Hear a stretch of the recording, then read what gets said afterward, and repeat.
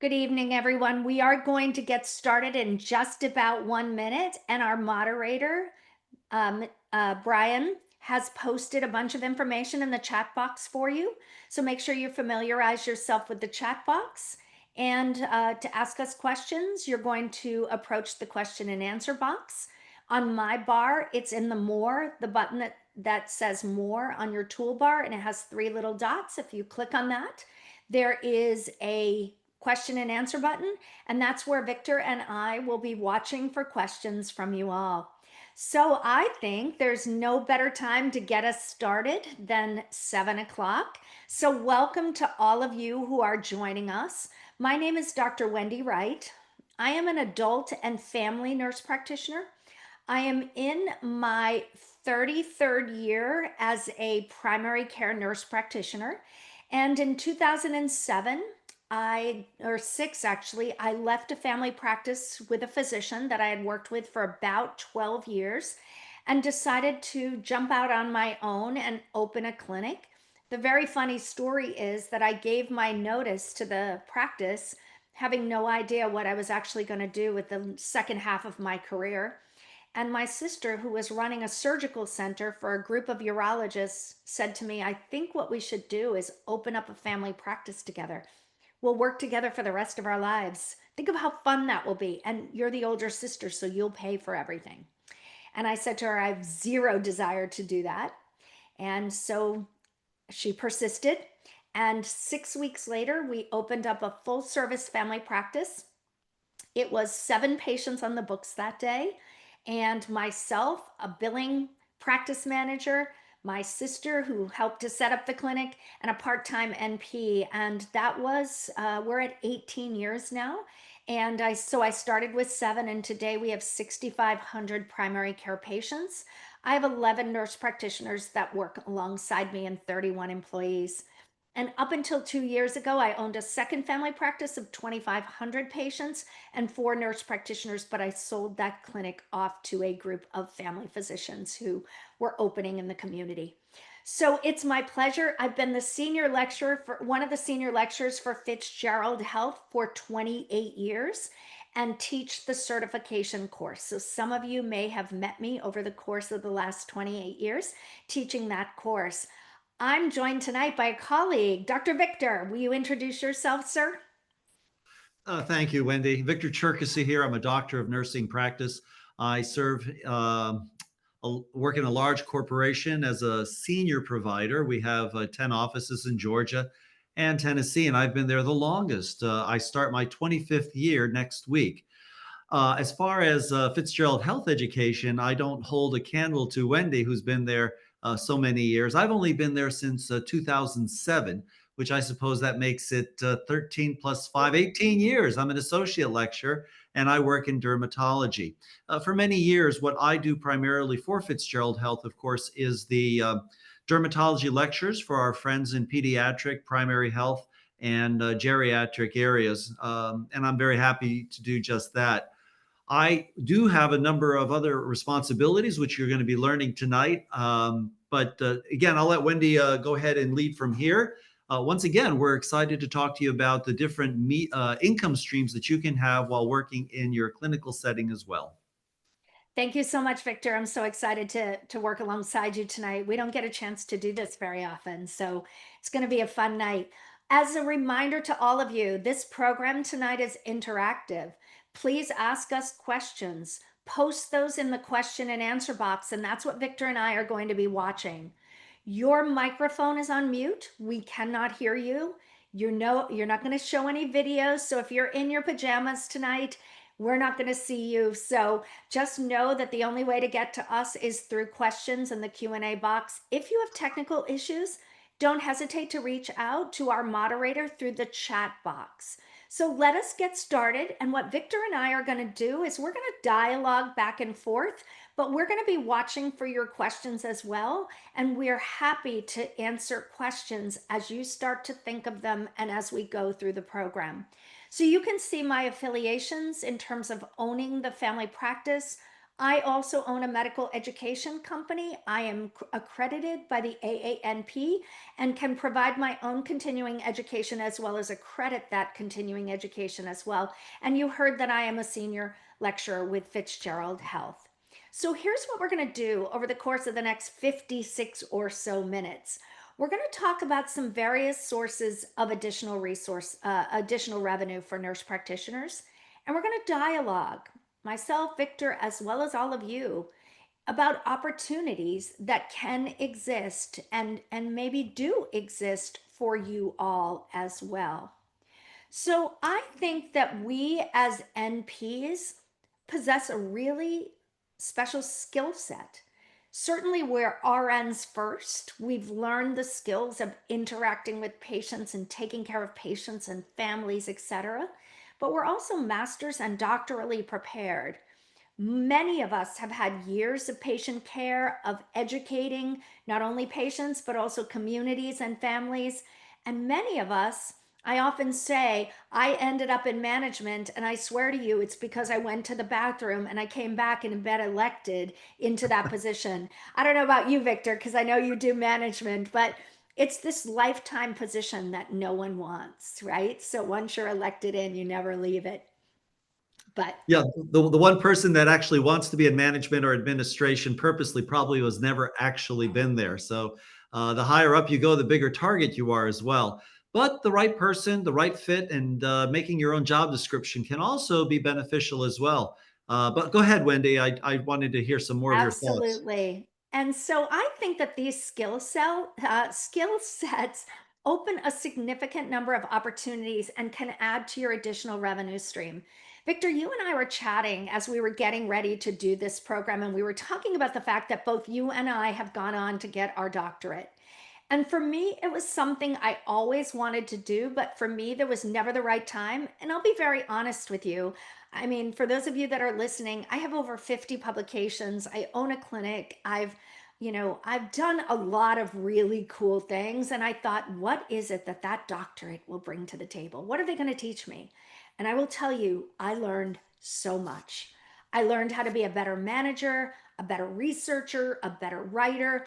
But more importantly, and this is why I want to talk with you, Victor, is for me, it's open doors in terms of negotiation. Hmm. People see doctor, and I never call myself Dr. Right without qualifying it and saying I'm a family NP because I love my family NP role, but I've earned that title of doctor. And now it gives me the ability to negotiate at a table that brings me additional opportunities as well as additional resources. How about you? Have you had any of that type of experience with your doctorate?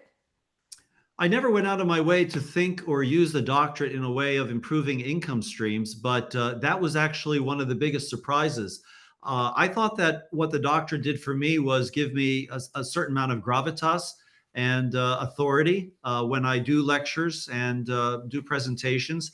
But imagine to my surprise, I worked for about a dozen different pharmaceutical companies at any given time. When all of a sudden, when I sent in my CV, which at this point is about 32 pages, because I'm pretty dedicated to keeping that up to date. And they use that. Listen carefully. They will use the CV in negotiating the contract to develop your fair market value of who you are as a professional. And when that doctorate went in, I can tell you honestly, about a third of the companies instantly doubled from what I was making before. I didn't even ask. And I was so pleasantly surprised to see that happen. The doctorate did teach me a lot about myself. Who am I? What are my interests? How much time can I put into this? And perseverance, most of all. But as far as income, Wendy, that really was shocking to me. How that terminal degree gave me that sense of accomplishment and also the respect on the bottom line when it came to a paycheck. Absolutely. And Victor, I had been involved with pharma as well for many, many years. And I remember them talking about fair market value. And I remember that back maybe 15 years ago, they literally cut nurse practitioners' reimbursement for these lectures on the circuit. And Yep. I ended up resigning from a lot of companies because you know what? It's not worth it for me to leave the home. I've earned the ability to do this and I know my worth. And now, as with the doctorate, it gives me the ability to say, listen, I bring the same value to the table that my physician colleagues bring. It may Right. be different, but I bring that. And there's a set of criteria that I don't know if anyone's ever shared with you, Victor, but a few people on the inside have shared with me. They look at doctorate, they look at have you published and how much have you published? Have you Mhm. ever been an author in a textbook? Have you ever been the president of a state or national organization? Those are like 4 or 5 of the metrics that they actually look at to set your rate. And for me, I've been blown away at how that doctorate has changed my pay grade. Yeah, I think you're absolutely right when it comes to the research and being on poster projects and taking advantage of opportunities to lecture and at least twice or three times maybe since probably in the last 3 years, so about average of once a year. Some of the companies have sent some proprietary information to me regarding a medication in phase 3 trials. I'll go through it with my skills that I learned in the doctorate and research statistics. And I have found 3 times, and you can go and find this, put my name if you need. And I pointed out that they were absolutely wrong in their conclusion or how they used this phase 3 trial data, and the slides were contradicting themselves. And I pointed that out, and each time months later, they contacted me and said, our lawyers have decided that you made such a sizable contribution based on what you shared that we have to make you one of the authors, and that goes on the CV and that raises your pay as well. That's such a cool story. That's so awesome. We got a question in, Victor, already, which is really fun. Do he is asking us, when's a good time to obtain your doctorate? You know, I'll tell you, I I know that many of you are going through the program and are coming out with your doctorate. I I kind of feel a little sad about that in that I went back for my doctorate when I was in a place where I had already done the clinical piece, right? I didn't need to worry about am I going to kill people because I knew my clinical skills and so I could focus on what the doctorate really brings is more the management piece, the research, the statistics, all of that, the writing. So for me, I was glad I waited, but I know everyone's in a different place. I say do it when life allows you to do it and you can do it well. Victor, you made a point tonight when we were talking about the doctorate, something about only get what you put in, right? Could you maybe talk a little bit about that? Yeah, well, that's a lot about life is you'll get out of it what you put in. I remember the morning after I graduated from high school, I was waking up and I realized I could do whatever I want. And then it hit me that anything I get out of this life, it won't be for my parents. They love me very much. They're 90 and 96, but they had nothing to give me as far as financial. They were poor immigrants coming here from Ukraine. And then I sat there and it just dawned on me that I will have to go to work and I will make of myself in this life of every opportunity that I can. I don't burn bridges. I'm kind to everyone that I meet.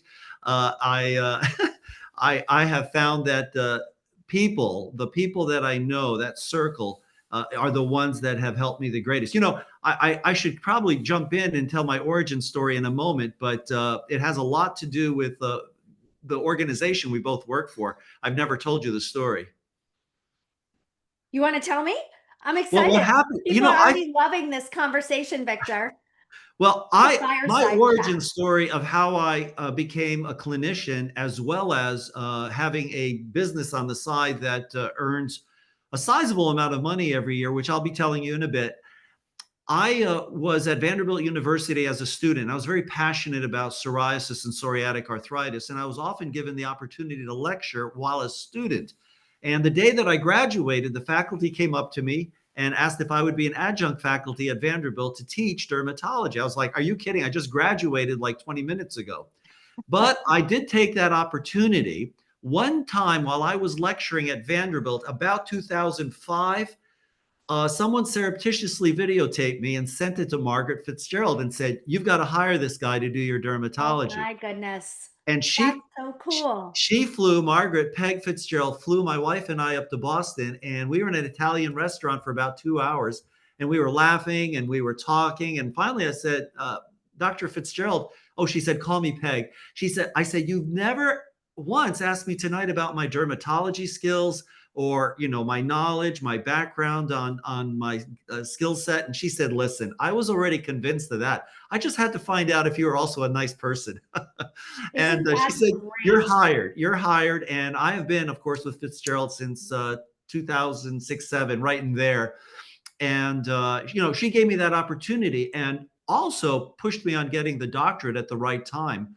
It is quite a family. When one person takes the doctorate, the whole family is going to be taking that doctorate, Absolutely. and they have to Absolutely. give you that time. It's nothing to go in on a weekend at 7:30 a.m. and be there until 9 that night working on research. So everyone has to be prepared to support you, but everybody benefits from that as well. I love that story. And I'm going to be really quick and tell you my story. Dr. Fitzgerald interviewed me and admitted me to the adult nurse practitioner program.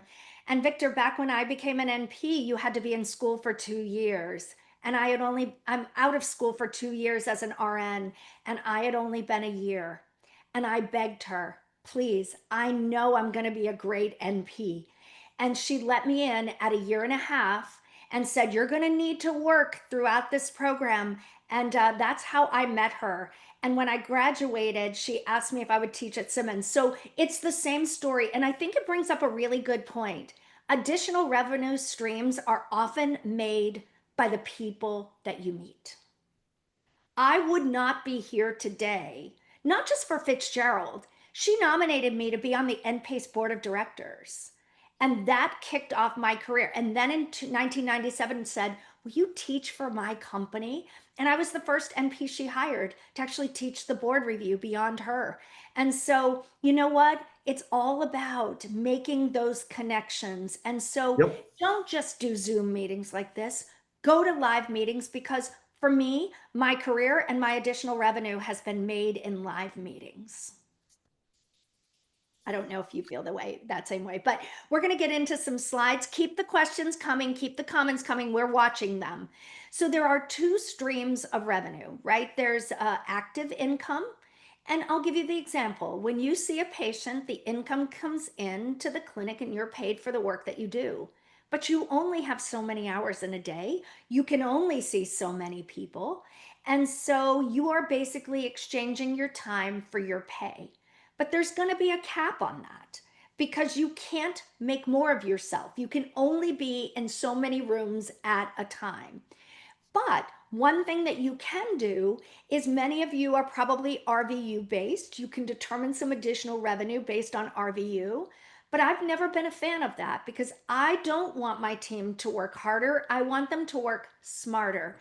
I don't want them seeing. Now, I know, Victor, in dermatology, you guys see people, so many people a day. But in my clinic, they see between 10 and 12 patients. And we negotiate we try to keep those numbers down so that they can see patients and do it well, because that you can bill better when you do it well. Thoughts on that, Victor? Well, yeah, that we have a completely different acuity. In fact, I think one of my students that I'm mentoring the last few weeks is on tonight as well. We can see, what did I see? 32 in the morning and 25 in the afternoon. It's a totally different way of doing business in the healthcare area.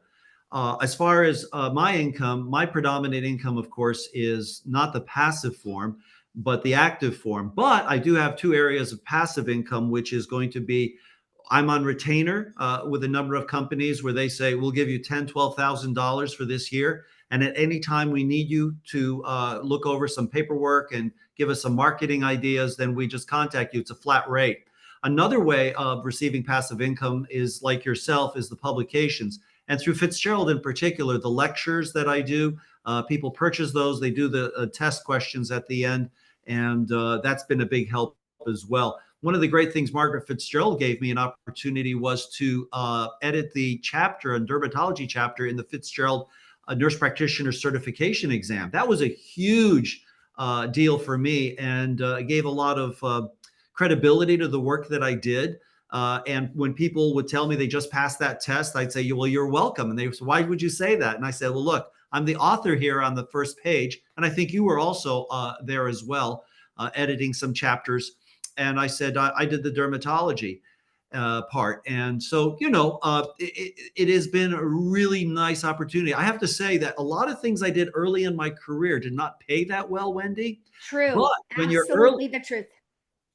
early in the career, what happened and helped me was I was taking advantage of everything I could, and that built on everything for the future. So, taking opportunity, whether it paid a lot or a little, I just said let's try this out. It's interesting how those early years, I look back and I'm like, really, I did that, but it was the shoulders that I stood on for everything else. Absolutely. And I think people say, "How did you get here?" And I said, "I never said no."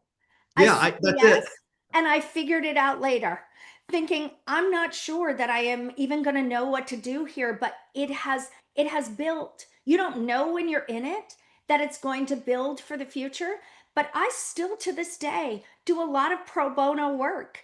I volunteer my services. I do up to 5 programs a year for companies that are just starting out or organizations or nonprofits, and I don't charge them for it because I don't need to.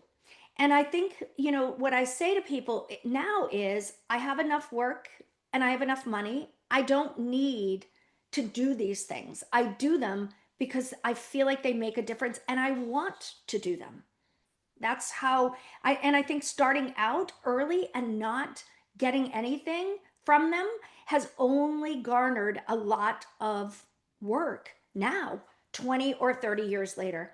Let's talk That's it. about passive income. You referenced that a little bit, Victor, but let's talk about passive income. I want you to think about passive income like your bank account, your savings account.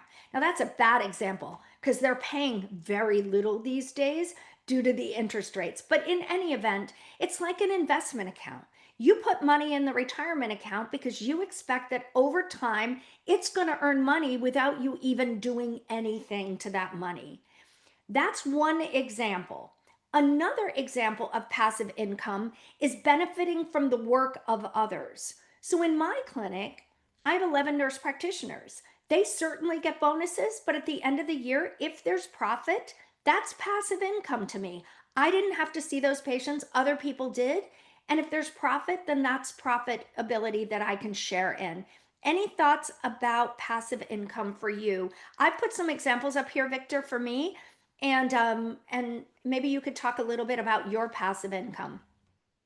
Well, once again, I heard early on your talk about the drug companies, and I'm very heavy on that side. And I always felt that while some of my friends, like yourself, felt that it wasn't fair what they were doing, I stayed and thought I can make a difference and influence from inside. I can't make an influence on being on the outside, was my feeling. And I developed a lot of relationships, and have met people in great positions, like presidents of different major companies in the country. I meet them, I talk to them, I'm professional. I shake their hand, I look them in the eye, I tell them exactly where I appreciate what they're doing. I also tell them where I think they can make a big difference. Because in America, a lot of drug companies are realizing that doctors, the MDs in dermatology in particular, they are very much on the surgical side. But the people who are taking the time by the patient side, they're the nurse practitioners and physician assistants. And so we are writing the scripts, and so we're the ones that now are in the lead. You know what's interesting is there are 11,000 dermatologists in America, right? Well, if you add up all the PAs and NPs in dermatology, just speaking in my specialty, it's 11,000 this year. So we have a one-to-one ratio, which is really remarkable, and we're making a difference. So where I am as a leader in dermatology, nurse practitioners, is the speaking that I do and the influencing that I do in the different companies, so that they'll recognize who we are and pay us what we're worth. Absolutely. So one of the things I do now, Victor, is when I get asked to speak and they say, "Can I record you?" My answer is yes. What can we work out Oh, so that good. there's some type of royalty, right? Because if I give away everything I have and people can watch it in perpetuity, there's not going to be any reason to hire me. I actually will take a lower fee but then work on royalties, because when I'm out on the road, I can say, hey, if you have a need for this topic, here's where you can go for it. I Mhm. also, if you've ever written a major textbook, we don't get paid to do that. But there are royalties for that that come in often twice a year. And so it's really nice to get those checks. That's passive income. Other people are selling it. I'm not doing anything. I can certainly talk about them when I'm out on the road, but this is another example. Also, real estate investments. So, one of the things my husband and I have done, and I don't know what you're doing with real estate, Victor, if that's something for you, but one of the things we have done is we've bought up the properties that we have our clinic in.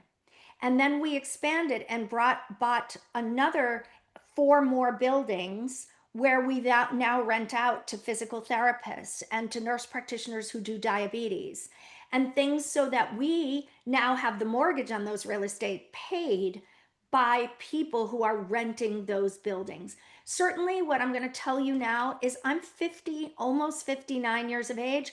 This did not happen overnight. I've been a scrapper since I was 11 years old. I grew up in a trailer park. We didn't have a lot of money. I worried about food, and I vowed when I got older that I would never, ever keep all of my eggs in one basket, and I wouldn't worry about feeding my son. And so I have always said I'm willing to work 100 jobs than not. But Mm. and if any of you ever go to read my book, I have a book called Breaking the Cycle, but I talk about this because as a woman, I don't believe you can have it all. You know those statements, you can have it all? I don't think you can. I've had to make hard choices. Do I want to be out on the road speaking and leave my kid at home with my husband? Do I want to be at a soccer game? Of course I do. But I can't do it all. I can't see patients. And when he makes it to the playoffs in soccer, cancel my day. That's just not how I roll. So by developing this passive income, hopefully it'll give us that income in the future. Victor, we have a couple of people who have asked a few things. Carol, I'm going to get to you about developing this side gig of a wellness coaching. And maybe, Victor, you and I can talk about this a little bit. I've got some strategies on that for you. But uh, Tamikia asks, how would I suggest a doctorally prepared nurse practitioner, 14 years in family practice hospitalist, get exposed to passive income, publications, speaking engagements? I'm going to give you my recommendation. Victor, can you pick up from there? I'm going to say to you, find something you know. Find something you love to talk about. My first lecture ever was on anemia. I knew anemia. I loved anemia. And no one was doing lab teaching. So that was my first lecture. Absolutely a disaster. Cried when I got off the stage. Said to Margaret Fitzgerald, I'm never doing this again. She said, it's too late. You're already booked for Chicago. Well, there we go, right? But I will tell you, find something you're really good at and work your craft. I used to stand in my kitchen repeatedly hours before I went on stage, having every ounce of my lecture all worked out. And I did that for probably 10 years. I don't do that anymore because this is as much of a career for me as being a patient, I mean, being a nurse practitioner. But Victor, what are your thoughts on developing, getting started in speaking? Well, I wasn't going to mention this because it's sort of confusing to some people who don't know me. I'll be 65 years old next year, and I plan on working a long, long time. But I've done other things. In the early '80s, after I graduated from college, I was a high school teacher in history. Also, I'm an ordained minister, and I pastor churches in Florida and Hawaii. So the speaking part came very naturally. Also, my bedside manner is a very calm, nice one. And I love to educate and teach because of the teaching background. I've also been a university professor and university administrator. So that gave me a lot of background as well. I think a really well rounded nurse practitioner is a person that comes from life and is able to incorporate everything else into their work as a medical professional. So I also have no problem. This would also answer the question of do he won? I'm struggling with confidence as in UNP. And then, of course, Carol says, where do I begin? For both of you, I would say find the person that you admire in healthcare in your area and ask them if they can take you under their wing. That's what I do. I had a new PA about 6 months ago came straight to me and said, I want to do what you do. Give me a pointer. It wasn't the next day when someone said, hey, I'm looking for someone that's really on fire. It was a advisory board for a major drug company. And they said, we want to get some fresh blood and new perspective. Do you have someone? I said, I got the person for you.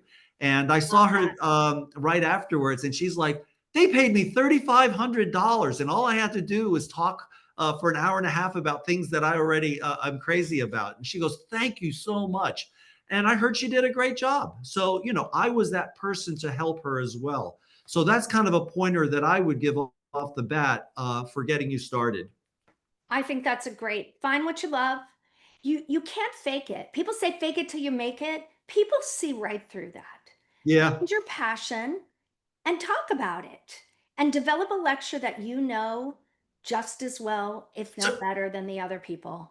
you remember I told you psoriasis? When I was at Vanderbilt, I was known as Mr. Psoriasis, right? I was given the research award at graduation. There's only three awards at graduation. I got the only one that paid money. Everybody else had a certificate or a medal. And I was known as psoriasis. My doctorate's in psoriatic arthritis. Well, I mean, that's huge in dermatology. And all the companies come to me asking for advice, and, they pay you for it. And so that is my thing, psoriasis. I love it. Keep sending the questions. These are really, really fun. Doohy says that her NP positions that she's found, some of them are lower than the RN. I will tell you, as an RN, you can make a lot of money. Maybe that's your secondary income.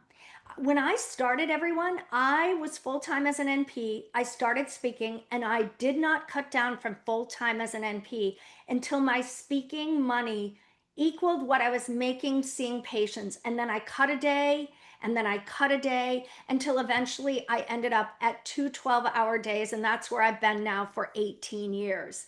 But I will tell you that I did that strategically. I did not like struggle. I kept my full-time job while I was adding and moonlighting.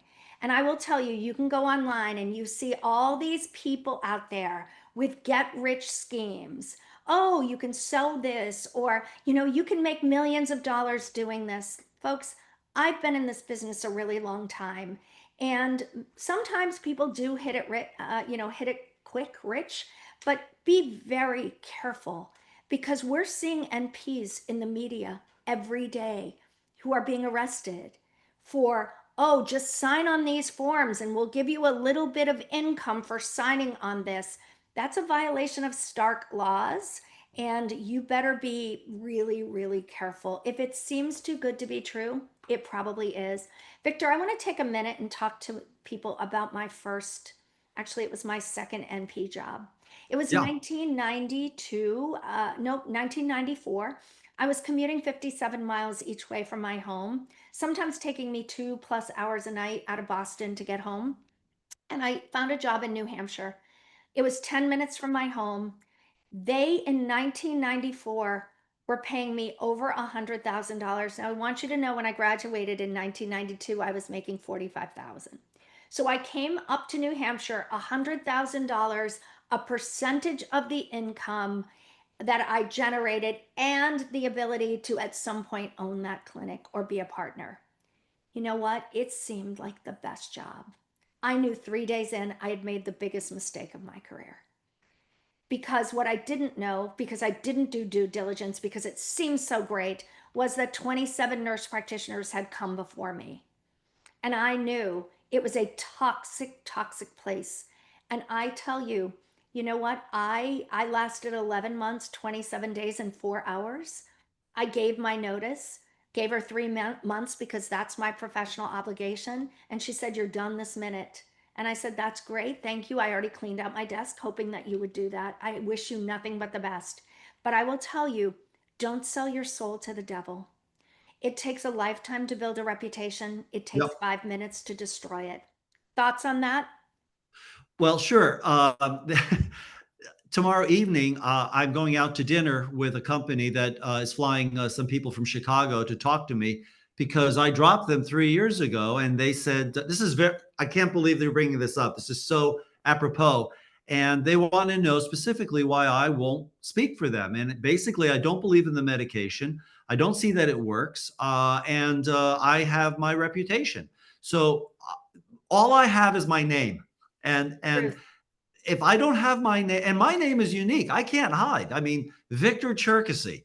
You look, go ahead on the internet. You try to find someone else with my I name. probably could hide Victor with the last name of Wright. I can't hide, and they're just so frustrated. But they'll take me out to eat, and it gives me an opportunity. Not only this is what I'm going to do. I am going to tell them why I'm not with them, but I'm also going to tell them how they can turn things around as a company. And if they'll put me on as advisory position, I can guide them in my small way through this. And they do that. They will do that. There was one time that a company thought that they were going to have approval, and I was very plain to them. I said, not going to happen. You are not going to get FDA approval. This is going to put you back, and here's why. And I remember the senior marketing guy was turning red on the Zoom call. There's like I was the only provider. There was like 8 others. And he said, how do you know something there in Little Tennessee that we don't know here in New York? I said, because I work on the front line and I understand clinical, and you have me as an expert, and I'm telling you it's not going to happen. He said, we've hired 100 people to sell this drug. Said it's not going to happen. Guess what? It didn't happen. And it took 11 months. And to this day, I have a higher salary that I charge, not a salary, a higher fee that I charge them for the news that I gave them that they needed. And they realized that I was honest and that I was forthright. And I said it nicely, no bad words, but I gave them reasons. And that actually brought my value up even higher in their eyes. People, Absolutely. people You still only talk have your about name. that to this day in that company. You only have your name. And I have always told my team never ever do anything that is dishonest because it just we could be destroyed overnight. And I've worked 59 years to get here. So when I Wow. first began, began as an RN working in the ICU, and I wanted to make a little extra income at night. So I started with additional revenue streams. I was teaching weight loss and nutrition at a weight loss clinic, and this was back in 1988. But it was something I added on. But you know what it did? It gave me teaching skills. Yeah. I already had them as a nurse. A lot of my patients in the ICU were ventilated, but I did have a lot of families, and it enhanced my teaching skills. But you know what it also did? It helped me to understand medicines and what people were taking. So I want you to think of every opportunity as what can you take from those opportunities to enhance your CV to get additional revenue. So then what happened for me was that Margaret Fitzgerald appointed me or nominated me to be on the board of directors of a CE company, a nurse practitioner CE company. And on that board, we were required to give at least one lecture to defray the cost of sending people out. So that's where I developed my anemia lecture. And what I learned from that is I interacted then with pharma companies who were selling things like iron products, etc.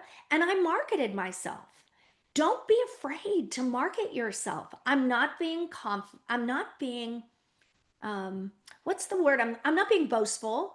What I'm being is, listen, I know anemia. I know iron deficiency.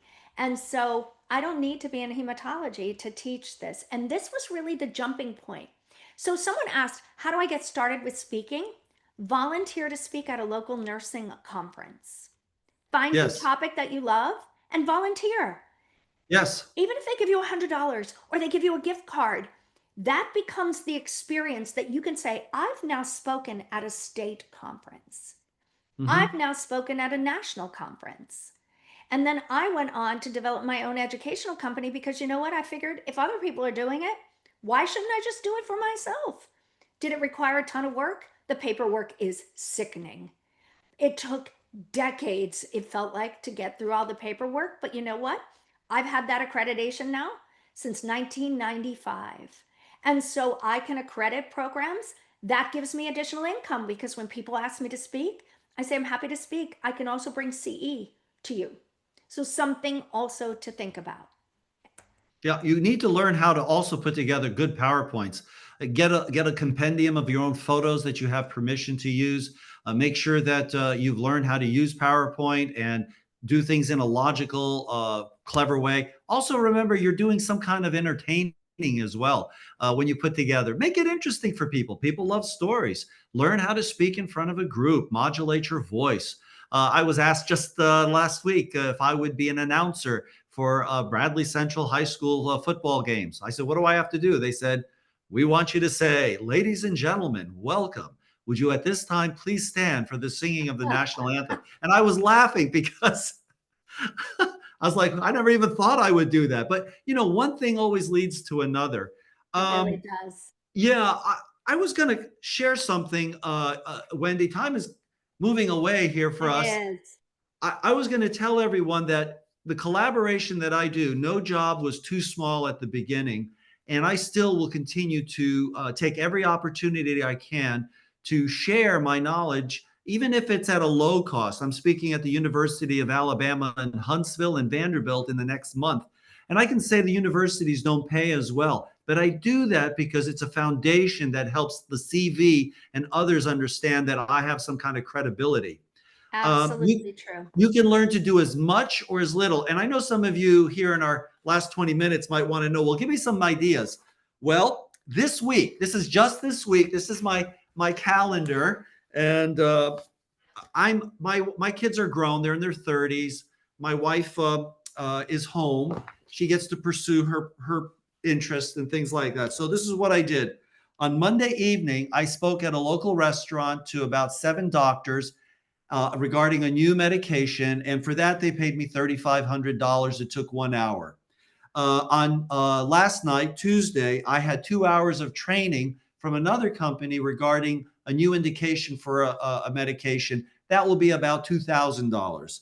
Tonight, I get paid for this as well. I just want you to know that Fitzgerald Health does compensate me for my time. Tomorrow at lunch, I can either put my feet up on a desk or I can speak. And I chose to speak tomorrow for a virtual. It'll be $1,600.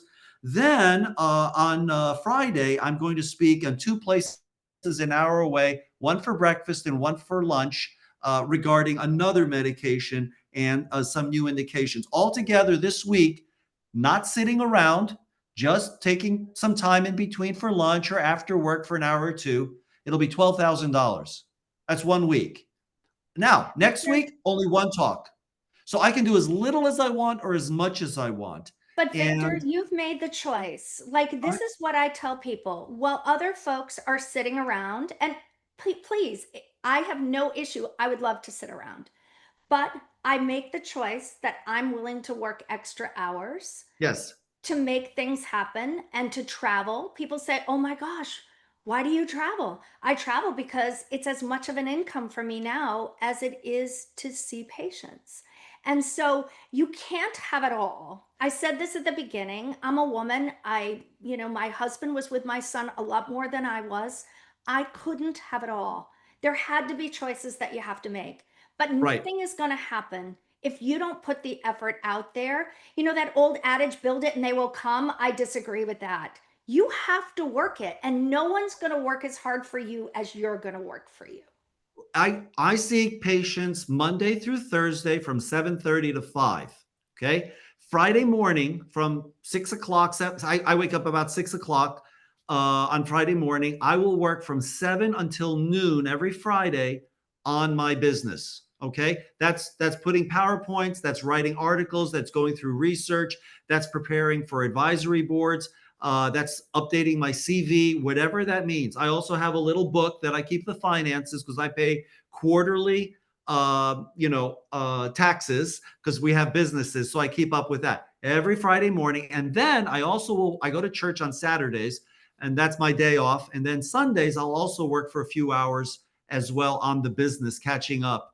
And it does take time and it has to be dedicated, and you need your own office. You cannot do this if you're not organized. And organization is a Is huge really the key. foundation for success. We have a bunch of questions, Victor, so I'm going to move us along on this. But you can all see I've now segued into malpractice defense. I've now defended 150 NPs who have been sued. And what's good about that for me is it's some of the hardest work I do because those attorneys really want to rip you apart. But at the end of the day, I can do it on a plane. I can read the records from home. And so this for me is income that I can do when I'm in my jammies at night. Carol wants to know how you get on a speaker panel of a pharmaceutical company. I don't think what a lot of people realize is that the pharma reps are the ones who actually recommend or submit names. So meeting with your local reps, having them know that you know what you're talking about. I used to market myself to the reps and I would say, I speak on X, Y, and Z. And I attended luncheons and I answered questions and I interacted. Again, it's all about marketing yourself. They can only usually recommend one person from a community. They're usually only able to submit one.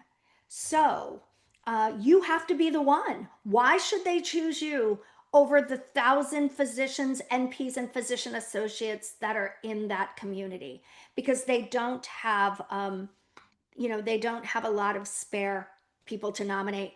Should you set up an LLC? In my state, I set up an LLC and then I have an S Corp as well. But you should consult an attorney, Natalie.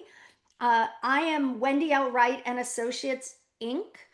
as a speaking company, but my medical education company is an LLC because every state has different laws as to what, depending upon the business, what you can set up. I'm going to give you all a location where you can get business information in just a little bit. I'm happy to help you with that. So, the downside, Victor, you alluded to it. Not everyone wants to work like you. No. No. So, the My downside wife just whispered off camera. She goes, "Remember, it takes a spouse to also be a success." And my isn't wife that is the truth? she's working in the garden when I'm inside the house. She's the one that's getting the oil change while I'm preparing the PowerPoint. She's the one that's cooking the meal while I'm developing, letters back to a company that's asking me to take on another project. So yeah, you could. This is a team effort, It's and a family I'm great. affair. And for me, I Yeah, had to make decisions that impacted my son as well. And I pray that at some time, I pray, I think he knows. Mom was happy. Mom loves what she does. He now works as our director of IT in our clinic. So I know he supports it.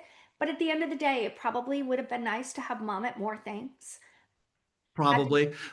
By the way, I wanted to let the audience know that there are three very important people that, when it comes to opportunities, that you might want to get to know. Number one, Wendy already alluded to the drug rep, and I'm the one that always interacts. Today, we had a brand new drug coming from a certain company. I was the only provider that went straight to them. Everybody else is busy; they're not really interested, etc. I shook hands, looked them in the eye, and I said, "So nice to meet you. Can I have your card?" Tonight, after this meeting, I'm going to tell her thank you for coming to our company today. I appreciate so much the points that you made. So, all of you are asking, how do we do it? I have her card, and I'm going to send her a text now that I have her card, and I'm going to tell her thank you for the points you made regarding your medication. And I'd like to also talk to you about who are your thought leader liaisons. So, they have people in their companies called TLLs, and they are those who want to find out who's the influential person, the interested person, and then always get to know the MSL, also the medical science liaison, who doesn't do any marketing, that just explains the medication to you even better. And they look for those opportunities to meet with hungry people. So today, absolutely. I'm going to write her a text before I go to bed. Thank you for coming. Appreciate you. Looking forward to further interaction. Let me know if you can, use me for something in the future regarding this medicine. Well, and that is going to be the person that they're going to not, you're going to be the person that they're going to nominate because Oh you yeah, want to learn and you want to be there. Victor, there is someone wanting to know if they could run a telehealth dermatology practice being an expat living in the islands. You have to be licensed in the state and where the patient is sitting. That is federal regulations. I think we lost Victor. Oh, are you there? I lost everyone for a moment. Can you repeat that? I said, there's a question here. She's asking if she can run a telehealth dermatology practice being an expat in an island. My understanding, at least federal regs today on telehealth state that you must be licensed in the state in which the patient is currently sitting. Yeah, that there was actually a big lawsuit during COVID that There occurred where was. somebody wrote a prescription to someone in another state that they were not, and there was a severe side effect, and they got in real trouble for that. Absolutely. You have to be licensed. So there are some ways around that, but I would encourage you to work again with people who know how to set up these practices and the laws of the particular states in which you want to work. A lot of NPs that are setting up telehealth businesses are licensed in 20 and 30 states. That's a lot of work, just so you know. And I think what Victor and I wanted you to hear tonight is what we're telling you is our way. It's not the right way, it's just what we have done. And so, what we were hoping to do is to just open up this dialogue. And you've heard both of us tonight. People do not like crotchety, mean providers. Really. If they No. have to choose between someone who comes to them and says, I want to learn, I love learning about migraine, and they're going to want to bring you under their wing. But when you have someone who's just mean or doesn't have any desire, they're not going to take you under their wing. It's the reality. We know it. We know it for a fact. In fact, if you've all, as NPs, you've probably heard reps coming to you and saying, we love working with NPs. We love NPs because they want to learn and because they're always so kind. So let's talk about some opportunities within the clinic to make more money. So let's say you don't want to do anything on the outside. Value-based contracting. There are some organizations that if you complete these documents about the quality metrics that you've done, you can be paid anywhere from $10 to $100 per document for their mammograms, for their colonoscopies. So that's something that can be explored if you, particularly if you're in a smaller practice where there's not a lot of staff. A lot of practices, Victor, are selling supplements and vitamins, and the NPs are getting a percentage of that, vitamin D, calciums, etc. Adding on a cash pay business. This is what a lot of providers are doing is they're setting up a separate arm of a business and they're doing a lot of cash. Do you guys do aesthetics? Yes, we do. I'm separate from that. I don't own our practice. I work for them, and we do, in fact, have that area. I don't. I'm clinical dermatology, nothing in aesthetics personally. Yeah, but a lot of people are doing it. You just need to make sure that if you're doing this, that your malpractice policy covers. A lot of people are setting up these Yep. IV hydration clinics. I sit on the board of directors of a malpractice insurance company, and they don't insure IV rehydration in IV clinics. So just make sure you're doing due diligence. Telehealth, we talked about weight loss is the gig these days. Everyone wants a GLP-1. Moonlighting. I did that. I went back and worked in the ICU just to get some additional cash. And even travel NPs and locum tenens tend to pay fairly well. Any other clinic opportunities that you can think of, Victor? We've got about 8 minutes left. Well, I'll go ahead to a question here by Natalie, and she's 58, retired military adult NP. Thank you for your service. And she wants to be involved in a hybrid wellness business and telehealth dermatology and adding some other things. I would say try to find out where you are in your state. Begin in your state, and what kind of time you can be dedicating to that, like the telehealth. And then you want to add on something with aesthetics and skin health. I mean that. I don't think it's too late. It says it's you're 58. I don't think it's too late either. For I, all of you listening, I'm the chief clinical officer of a company called Duet Technologies. You can look us up at joinduet.com, www.joinduet.com. We help nurse practitioners who want to open their own clinic, to sustain their own clinic. We there you go. negotiate value based contracting for people. We have something called a founders group that meets once a month. It's free for you to join. So if you send us an email at www.joinduet.com, this is all free for you. You can join our circle, our founders circle, and there are people on there who help you and mentor you and give you ideas on how to open up different businesses. And then if you decide to go forward, we have credentialing services, contracting services, and lots of other things that we can add on. But I'm You the might chief have clinical you might have officer. to type that in. They're asking. Oh, can you help me with that, Victor? Join www.joinduet, like DUET.com. Okay. Got it. Thank All you. right. Victor's going to place that in for you. Now, what about outside of clinical practice in our last 7 minutes? Again, I already said this, volunteer to start out teaching at an NP or a nursing conference, something Mhm. you're good at. Even if you take $100, It then gets it onto your resume. Right. Think about consulting for malpractice. So people ask me, how did you get started in this? Peg Fitzgerald was asked to do a case. She couldn't do it. What is the theme you're hearing tonight? Mentors.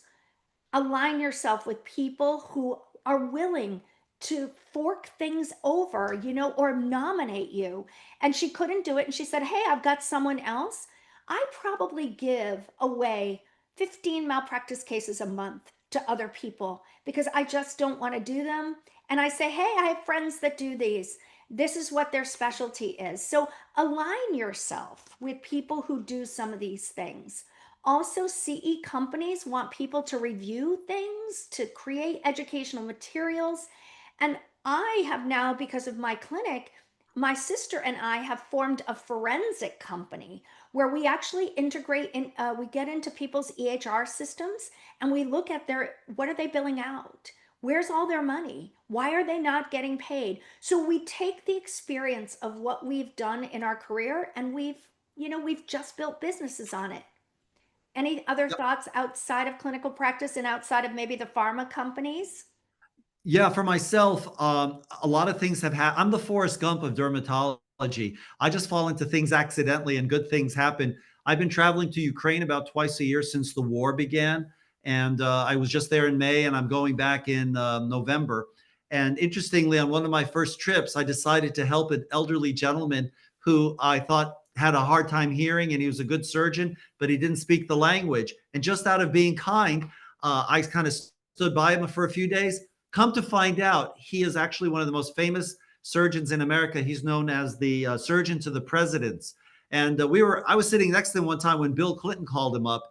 Well, I can't begin to tell you how this doctor has opened up my life. I am now doing some dermatology consults to very famous Americans in business and politics. And, I'm their dermatology So consult. cool. Because of HIPAA, I can't really tell you, but all because I was nice to someone. And he sent Awesome. me a text today that he's at Vanderbilt doing lectures today, visiting. So cool. Yeah. Podcasts. Victor, you can become a TikToker. I do podcasts with the Nurse Practitioner Journal twice a year, I and my love it. sons really can't believe why I'm not doing TikTok. You know who I'm friends with is Dr. Pimple Popper, Sandra Lee. Oh, And yes, you Dr. want to talk Pimple about Popper. somebody who's a businesswoman. Oh, I love that. So fun. I hate that I wish show. I had thought of that. That's so yucky. All right. So social media influencing, people pay for that now. So Yeah. I know Dr. E, she runs a clinic on Long Island and she has 2 million followers on social media. And her clinic is 25,000 patients. So, and she does a lot of speaking and does a lot of other stuff because of her social media. So what are you thinking about doing? Victor and I, we've got about 3 minutes left. We hope we perked some of your interest. What can we answer for you? Oh, Audrey asked about Audrey. Audrey asked about the fine print on contracts and royalties. Do you need a special attorney or a person? They're pretty straightforward. The companies I sign multiple contracts every year. In fact, Fitzgerald just sent a new contract that I'm still reading. And Oh, you need to read it. I've marked it up and sent it back to their lawyers. yeah, I would I have I would just say to all of you, I love my Fitzgerald people, but I'm not signing away my house and I'm not giving away my product. So you just need to make sure that the contract is protecting for yeah. both parties. And here's what I say in my clinic. It's a heck of a lot cheaper to hire an attorney before than it is to make a huge mistake and have to fix it. Yeah, I think it's good advice, and find someone that you can work with and trust. A lot of them are straightforward, but yeah, you can also find some that you have a lot of questions. Yes, Carol, I think Dr. E on Long Island, if you look her up, her name is Efrat. She's actually part of our duet team. She has a functional medicine clinic. And so that's become a very hot topic. A lot of NPs are going into functional medicine. So we've seen some comments. People have felt like this was fun and helpful. Natalie, surgical oncology NP, liaison services. Holy cow. You've Here's what I have always said: find an itch and scratch it. If you know that that need exists, people are willing to pay for that to facilitate the services after discharge. And so, you would, who are the appropriate contacts for facilitating connections? I would work your magic. Start with a local hospital. Ask the nurses, who should I talk to? Don't be afraid. Don't be afraid at all. You know what? You got to do due diligence and you got to market yourself. Any other parting comments, Victor? We're getting to the end here. Learn to say no. I right now am booked out until the second week of December 2026 on speaking. That'll be in Las Vegas. I just took an appointment. But I also will tell you for every one appointment I take, I turn down about two. You can't do everything. You Learn can't to do learn everything. to choose that which will tickle your happy bone and just I I can't only tell you, you learn to say no. It actually makes you look a little better too at a certain point. Choose the quality things because at the end of the day, there's only so many hours. Victor, can people reach you through customer service at Fitzgerald Health and have them send an email to you? You've got some people who want to talk to you about transitioning to dermatology. Can they Yeah, reach you at customer service at fhea.com? yeah. So Perfect. I think my CS, or if you want to type in your email, whatever you feel comfortable with. And it's now 8 o'clock. Um, oh, thank you for your nice comment. I appreciate it. Oh, Victor gave you his email in, and this is for our friend Natalie.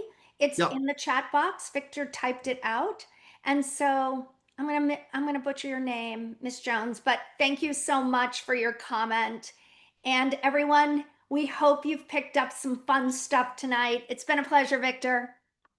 God bless. Have a wonderful evening. Good night, everyone. Okay, thank you very much, both of Good you. night, All Brian. right.